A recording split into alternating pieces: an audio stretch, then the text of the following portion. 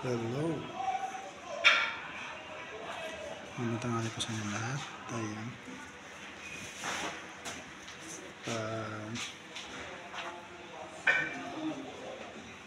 Para po sa akin natin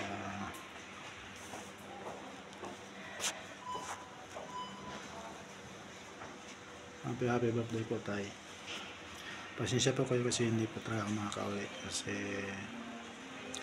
wala pong budget.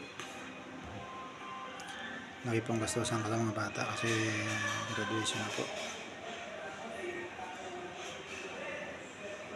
Ayun po, happy birthday lang ulit po sa iyo tayo.